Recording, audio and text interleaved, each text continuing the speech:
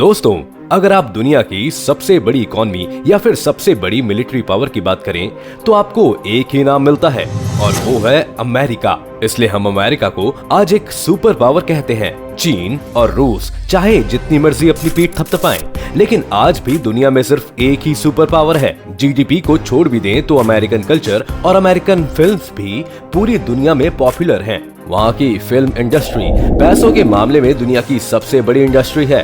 America से ही सबसे ज्यादा नोबेल प्राइज विनर्स निकले हैं और यहाँ तक कि ओलंपिक गेम्स में भी सबसे ज्यादा सक्सेसफुल कंट्री अमेरिका ही रही है।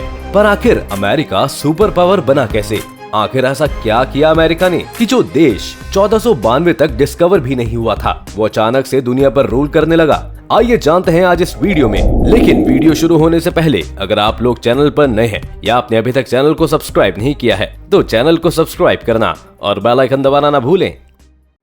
अमेरिका के बारे में कहा जाता है कि वो इमिग्रेंट का देश है, जो कि सच भी है। आज ज्यादातर अमेरिकन्स के पूर्वज किसी दूसरे देश से वहां आए थे, फिर चाहे वो ब्लैक्स हों या व्हाइट अमेरिकन्स। अमेरिका में पहले सिर्फ रेड इंडियंस या नेटिव अमेरिकन्स रहा करते थे, लेकिन जब 1492 में कोलंबस ने अपने पैर यहाँ रखे तो सब बदल दिया। फ्रांस, ब्रिटेन और स्पेन जैसी पावर्स ने यहाँ पर अपनी कॉलोनीज बनानी शुरू कर दी। अमेरिका की ग्रोथ की शुरुआत ही वायलेंस से हुई थी। इन यूरोपियन लोगों ने नेटिव अमेरिकन्स को उनकी ही जमीन से बाहर करना शुरू कर दिया और 80 से 90% नेटिव अमेरिकन्स इस बीच मर गए और अब अमेरिका में सिर्फ व्हाइट लोग बचे थे। इन्हीं लोगों ने साल 1776 में ब्रिटिशर्स से आजादी पाली। ये खुद भी ब्रिटिशर्स ही थे, लेकिन अब ये अमेरिका में ब्रिटेन का कंट्रोल नहीं चाहते थे और अमेरिका अब एक डेमोक्रेटिक देश बन गया। पर इस अमेरिका में अभी भी 50 स्टेट्स नहीं थी। धीरे धीरे इसमें ओहायो, फ्लोरिडा और इलिनॉइस जैसी स्टेट्स जुड़ने लगे।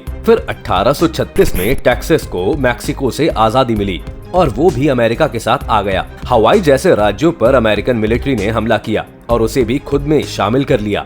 इस तरह ये स्टेट्स बढ़कर 50 हो गए और यूनाइटेड स्टेट्स ऑफ अमेरिका बना। 1898 में अमेरिका ने फिलीपींस को भी अपना गुलाम बना लिया और इसे खरीदने के लिए उस वक्त अमेरिका ने स्पेन को $2 करोड़ पे किए थे।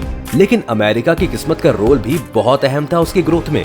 अभी भी दुनिया की तीसरी सुपर पावर्स यूरोप में थी, लेकिन फिर 1914 में यूरोप में पहले विश्व युद्ध की शुरुआत हुई और पूरा यूरोप एक दूसरे को तबाह करने में बिजी हो गया।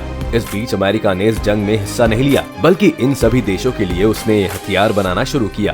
पहले और दूसरे विश्व युद्ध में अमेरिका ने ये स्ट्रेटजी अपनाई और सिर्फ तब इन वॉर्स में इंटरफेयर किया जब वो श्योर थे कि अमेरिका के जंग में कूदते ही ये जंग खत्म हो जाएगी। इसका फायदा ये हुआ कि अमेरिका दुनिया भर का मैन्युफैक्चरिंग हब बनने लगा और उनकी इकॉनमी ऐसे कठिन समय में भी प्रॉफिटेबल रही। इस प्रॉफिट का फायदा ये था कि जहां यूरोप की बाकी करेंसीज की वैल्यू घट रही थी, वहीं अमेरिका लगातार ग्रो कर रहा था, जिस वजह से यूरोप के देशों ने भी अमेरिकन डॉलर्स खरीदने शुरू कर दिए ताकि उनकी करेंसी भी स्टेबल रह पाए। जब दूसरा विश्व युद्ध खत्म हुआ तब तक यूरोप बर्बाद हो चुका था और एशिया और अफ्रीका में भी कुछ नहीं बचा था। सिर्फ अमेरिका एक ऐसा देश था जो इस बीच काफी ग्रो कर गया था। अमेरिका ने 1944 में 44 देशों के साथ एक मीटिंग की और इस मीटिंग से निकला Bretton Woods system. Bretton Woods system के मुताबिक अब इन कंट्रीज ने ये डिसाइड किया कि उनकी करेंसी की वैल्यू अब डॉलर पर निर्भर होगी और डॉलर की वैल्यू अमेरिका के पास रखे हुए गोल्ड रिजर्व पर। सीधे शब्दों में कहा जाए तो अगर किसी के पास डॉलर्स में पैसा है तो वो जब चाहे उसके बदले में अमेरिका से गोल्ड खरीद सकता है। इस सिस्टम का फायदा ये था कि अमेरिका की इकॉनमी स्टेबल थी तो पूरे ग्लोबल मार्केट को इससे स्टेबिलिटी मिली। इसके साथ साथ इंटरनेशनल ट्रेड भी इससे काफी आसान हो गया। ब्रेटन वुड्स सिस्टम के तहत वर्ल्ड बैंक और IMF का भी गठन किया गया, जिससे दूसरे विश्व युद्ध में बर्बाद हो चुके देशों ने खुद को फिर से खड़ा किया। दूसरे विश्व युद्ध के बाद हम पहुंचे कोल्ड वॉर के एरा में, जब दुनिया में 2 सुपर पावर्स थी, अमेरिका और सोवियत यूनियन। इन दोनों ही देशों ने डायरेक्टली एक दूसरे से जंग नहीं लड़ी, बल्कि दूसरे देशों में जाकर ये लड़ने लगे। इस वक्त दुनिया के बाकी सभी देशों के पास बस 2 ही चॉइस थी कि या तो वो अमेरिका के सपोर्ट में आ जाए या फिर सोवियत यूनियन के, जहां भी एक देश का कब्जा होता, दूसरा देश वहां पर टेररिस्ट या फिर रेबल ग्रुप्स को सपोर्ट करके वहां की सरकार गिरा देता और खुद कब्जा कर लेता। 1983 में अमेरिका ही वो देश था जिसने अफगानिस्तान में सोवियत यूनियन के कब्जे को रोकने के लिए मुजाहिदीन सोल्जर्स को खड़ा करना शुरू किया। इन्हें पैसा, ट्रेनिंग और हथियार दिए गए और बाद जब सोवियत यूनियन यहाँ से चला गया तो इस ग्रुप ने ही तालिबान की शेप ले ली और अफगानिस्तान को कंट्रोल करने लगा।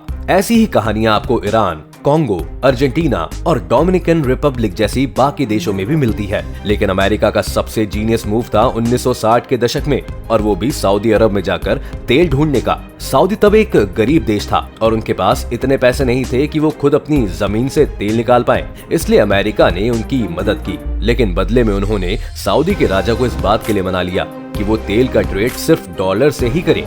इसके बाद अमेरिका ने बाकी मिडिल ईस्ट के देशों के साथ भी ऐसा ही किया।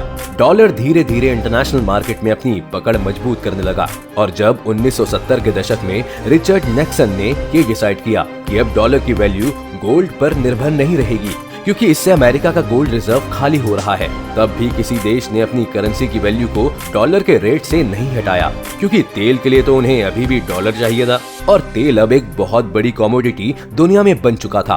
कोल्ड वॉर के ही दौरान जब अमेरिका और सोवियत यूनियन लड़ रहे थे, तब अमेरिका में तेजी से मिलिट्री टेक्नोलॉजी में भी विकास हो रहा था।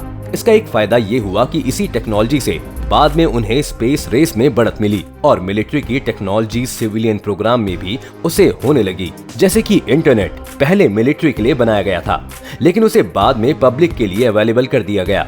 इसी तरह से सेमीकंडक्टर चिप से लेकर कंप्यूटर्स सभी मिलिट्री के लिए बनाई गई टेक्नोलॉजीज थी, जिन्होंने बाद में पूरी दुनिया को रेवोल्यूशनाइज किया। कोल्ड वॉर के दौरान जैसे जैसे अमेरिका बाकी देशों की इंटरनल पॉलिटिक्स में भी घुस रहा था, वैसे वैसे वो कंट्रीज भी अमेरिका पर डिपेंड होती जा रही थी। इस वजह से भी अमेरिका की डोमिनेंस बढ़ने लगी। जब 1990 के दशक में सोवियत यूनियन टूटकर बिखर गया, तब तो जैसे अमेरिका का सारा कंपटीशन ही खत्म हो गया।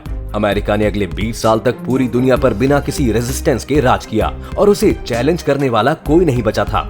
अमेरिका को एक चीज ने फायदा दिया, और ये वही थी जिसकी बात हमने शुरुआत में की थी। अमेरिका को इमिग्रेंट्स का देश कहा जाता है, क्योंकि अमेरिका दुनिया भर के टैलेंट को अपने यहाँ पर अट्रैक्ट करता है। अगर आज आप गूगल, माइक्रोसॉफ्ट और टेस्ला की बात करें, तो ये तीनों ही कंपनीज आज दुनिया की सबसे बड़ी कंपनीज हैं। लेकिन तीनों के ही सीईओ अमेरिका में पैदा नहीं हुए थे। इनमें से 2 भारत से वहाँ गए थे, और एलॉन मस्क साउथ अफ्रीका से है। आइंस्टीन भी जर्मन थे, लेकिन अमेरिका में आकर उन्हें ज्यादा फेम दी गई। बहुत से साइंटिस्ट और स्कॉलर्स भी अमेरिका में आए, जिन्होंने मॉडर्न वर्ल्ड को उसकी आज की शेप दी।